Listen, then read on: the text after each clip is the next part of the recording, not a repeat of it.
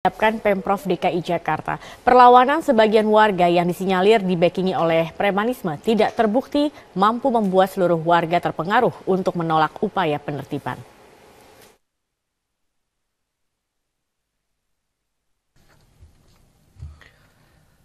Rencana penertiban wilayah Kalijodo ternyata tidak sepenuhnya ditolak oleh warga.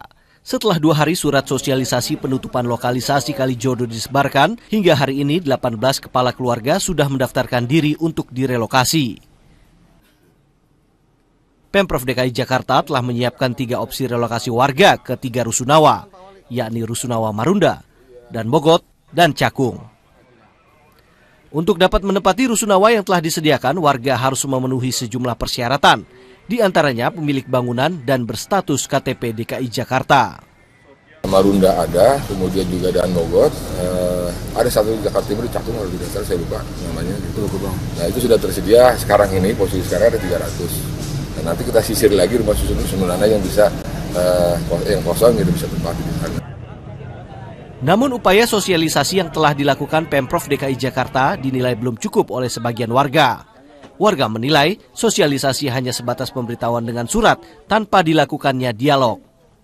Caranya menawarkan gimana? Secara manusiawi? Apa secara penculik? Berarti belum ada komunikasi langsung ya? Ini warga ini boleh ditanya ini. Ada nggak sosialisasi? Belum ada sama sekali.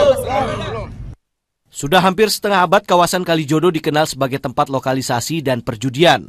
Setiap malam puluhan hingga ratusan juta rupiah perputaran uang berasal dari aktivitas dunia hitam tersebut. Di Reskrimum Polda Metro Jaya Kombes Pol Krisnamurti pun memiliki cerita di balik kerasnya dunia malam di Kalijodo. Saat menjabat sebagai Kapolsek Penjaringan, Krisna pernah mendapatkan perlawanan dari preman yang disebut penguasa kala itu. Sebagai Kapolsek bertanggung jawab untuk menyelesaikan masalah ini. Nah, problemnya adalah kekuatan mereka besar dengan premanisme, yang kemudian ada oknum-oknum ya tentunya yang harus kemudian dipilah-pilahkan, dan bagaimana cara menyelesaikannya, saya menggunakan pendekatan-pendekatan. Kokohnya kawasan Kalijodo kini diambang senjakala.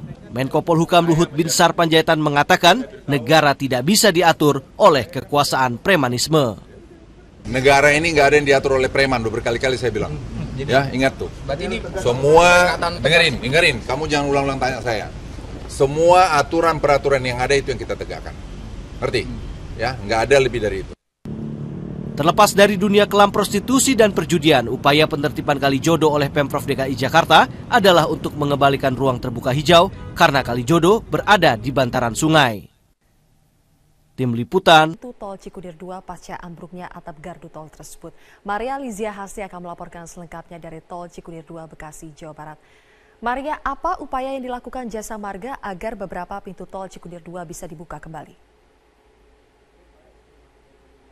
Selain perbaikan, upaya sementara yang dilakukan oleh pihak Jasa Marga ini adalah menyangga pintu tol yang kemarin memang ambruk diterjang oleh angin kencang dan hujan deras. Kalau kita lihat, ini di sebelah kiri saya ada 2 tiang penyangga coklat berukuran besar untuk menyangga atap tol. Kemudian di sebelah kanan saya, ini ada tiang penyangga yang sedikit lebih kecil jika dibandingkan dengan sebelah kiri saya. Kemudian di tengah-tengahnya itu Zilvia, di atap yang kalau kita lihat ambruknya itu kemarin parah dibandingkan dengan atap di kiri dan kanan, itu disangga oleh 1 pintu tol. Nah, memang kalau dipikir-pikir Zilvia, keamanan dari pengguna jalan yang melintas di gardu tol Cikudir 2 ini bisa dipertanyakan. Namun pihak Jasa Marga sudah menjamin keselamatan dan keamanan pengguna jalan yang melintasi ini. Pihak Jasa Marga mengatakan sudah memikirkan sebelumnya untuk membuka pintu tol yang saat ini dari 15 pintu tol sudah dibuka 10 pintu tol. Dari sebelumnya bertahap 4 pintu tol, kemudian tadi pagi dibuka 8 pintu tol, sekarang dibuka lagi 10 pintu tol. Jadi otomatis hanya ada 5 pintu tol saja yang belum bisa dioperasikan seperti itu. Nah, tadi kami juga sempat mewawancarai pihak Humas atau Corporate Communication dari pihak Jasa Marga dan berikut adalah keterangannya. Salah satu jalur yang vital juga ya, menghubungkan antara Cikampek dengan Jakarta Lingkar Luar. Nah, dan ini juga untuk pelayanan kepada pengguna jalan kami gitu ya. Jadi artinya tentu kami sebelum membuka ini kami juga memastikan bahwa memang ini aman untuk dilewati. Sehingga memang belum semua lajur transaksi di gerbang tol ini kami buka, demikian. Zilvia. Maria, berapa lama waktu yang dibutuhkan Jasa Marga untuk memperbaiki keseluruhan atap gardu tol? Zilvia, perbaikan sementara saat ini masih dilakukan, namun untuk perbaikan keseluruhan itu tadi pihak Jasa Marga belum dapat memastikan berapa lama waktu yang dibutuhkan. Pihak Jasa Marga mengatakan ingin berfokus terhadap yang penting seluruh pintu tol ini dapat beroperasi terlebih dahulu, karena memang perbaikan keseluruhan kalau kita lihat itu terbuat dari baja, sedikit waktunya lebih lama.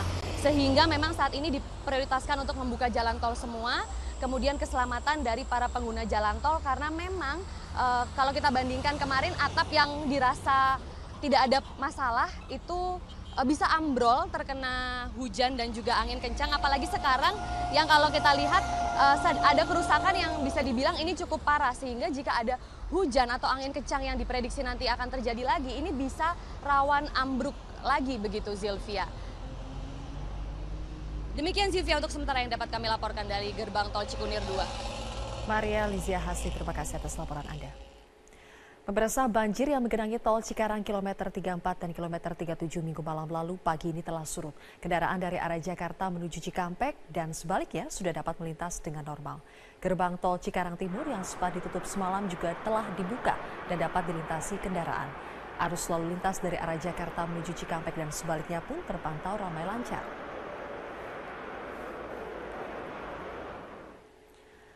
Banjir yang menggenang Minggu malam menyebabkan petugas kepolisian Polresta Bekasi Kabupaten menutup jalur kendaraan yang melaju dari arah Cikampek menuju Cikarang Pusat.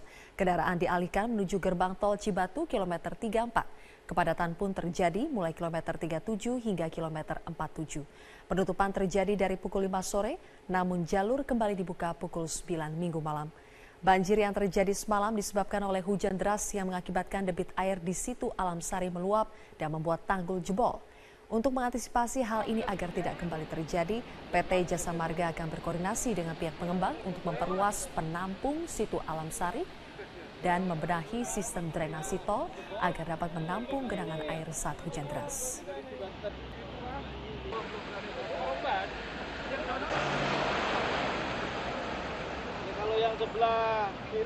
Tim Basarnas mengevakuasi warga yang terjebak banjir di kawasan perumahan Kabupaten Kampar Riau.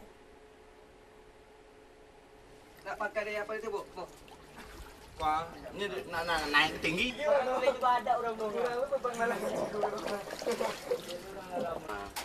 Anggota Basarnas menyelamatkan warga yang sudah 2 hari terjebak dalam rumah karena tidak ada perahu untuk keluar dari lokasi banjir. Satu persatu warga dievakuasi dalam permukiman penduduk yang terendam. Ketinggian air di kawasan perbatasan Kampar Pekanbaru mencapai 2 meter. Tim evakuasi memindahkan warga ke lokasi aman dengan menggunakan perahu karet. Selama 1 bulan terakhir, kompleks Geraha Kualu sudah 2 kali dilanda banjir. Keselamatan warga semakin terancam karena ketinggian air terus bertambah. Udah. Orangnya tadi? Tidak boleh ke sana. Biarkan orang sana. Kawasan awak sih kok. Biar dayung. Pemirsa, luapan Waduk Jati Gede yang merendam akses utama dari Sumedang menuju Garut dan Tasikmalaya semakin tinggi.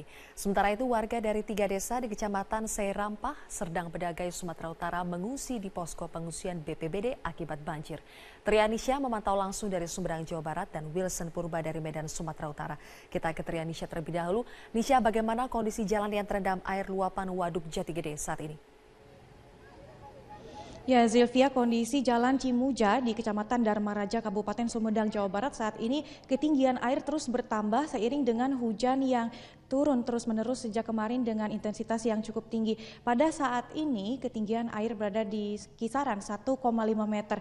Jika kemarin ada jembatan di kawasan ini yang belum terendam air, namun pada siang hari ini jembatan ini sudah mulai terendam air. Kemarin juga masih ada kendaraan-kendaraan berukuran besar seperti bus dan truk yang masih bisa melewati jalan ini. Namun pada hari ini sudah tidak bisa lagi dilewati kendaraan, baik itu kendaraan kecil maupun kendaraan besar sama sekali, karena di bagian dalam di jalan Jalan Cimuja ini sudah lebih dalam lagi, lebih tinggi lagi karena ini tidak hanya disebabkan oleh hujan yang turun terus-menerus, tapi juga ditambah dengan air luapan dari Waduk Jati Gede dan juga aliran sungai dari Sungai Cimanuk yang membuat Jalan Cimuja di Kecamatan Dharma Raja ini ketinggian airnya terus bertambah tinggi. Dan Jalan Cimuja ini merupakan akses utama dari Sumedang untuk menuju ke Garut dan Tasikmalaya. Namun akibat ketinggian air yang terus bertambah sampai saat ini akses ini menjadi lumpuh total dan warga dan juga kendaraan-kendaraan yang terbiasa melintasi jalur ini harus berputar untuk menuju ke Garut ataupun Tasikmalaya melalui jalan perkampungan Desa Neglasari, nanti akan keluar di Jalan Sumenak dan akan melanjutkan perjalanannya menuju ke jalur provinsi.